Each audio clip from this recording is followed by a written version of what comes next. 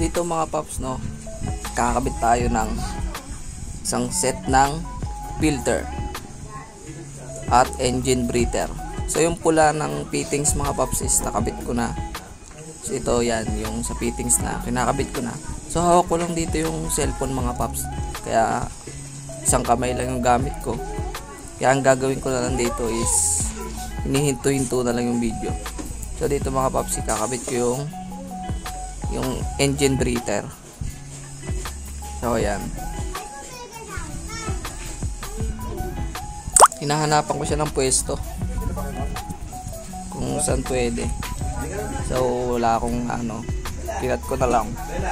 So yung kadugtong has mga paps para magkasya sa fittings, nilagay ko na doon sa engine breather. Pasensya na sa kamay ko mga paps, may kinalikot pa kasi akong iba. Tsaka sa motor mga paps is madumi, pasensya na. So dyan mga paps is nakat ko na kinabit ko na yung engine breather. Hindi ko na na-videoan kasi nga isang kamay lang yung gamit natin mga paps kung bibidyoan ko pa.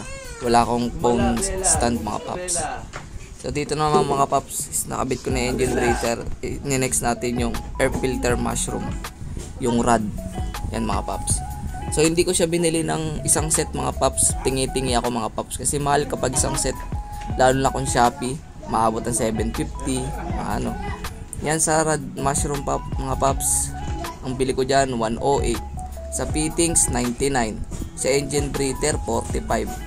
Sa side mirror holder, para ayun yung magiging holder ng engine breather, 45 lang yun mga paps. So mura lang ng mga nabili ko, 100, 108, 45, 45 ulit. Ayun yung side mirror holder mga paps. So ayun yung ginagamit ng mga nagbebenta ng isang set, mabot ng 900, 750. So ang ginawa ko mga paps is tingi-tingi. Yan, side mirror holder, fittings, engine breather at mushroom. Magkakaibang shop yan mga paps, kaya mura ko lang siya nabili lahat-lahat. So yun mga paps, yung gold bolts na yan is nakalagay, na stock lang yan dito sa akin, kaya yun na lang nilagay ko. So yun mga paps, nilalagay ko na yung tornilyo nung sa side mirror holder. Side mirror holder. Magaling ka. So yun mga paps, nahirapan ako ikabit. Isang kamay lang kasi yung gamit ko dyan.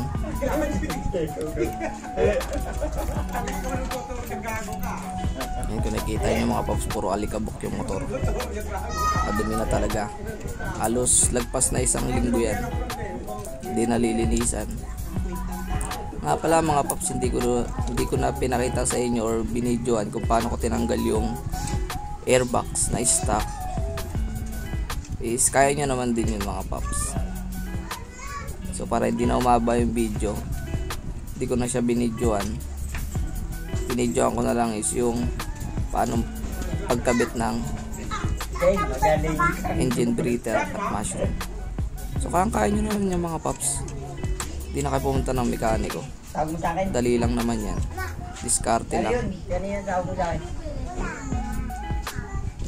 So yun mga paps, nakabit na, okay na siya. Hinihigpitan ko na lang mga paps. Yan, hindi na pala kita sa video, hindi ko na kasi nakikita.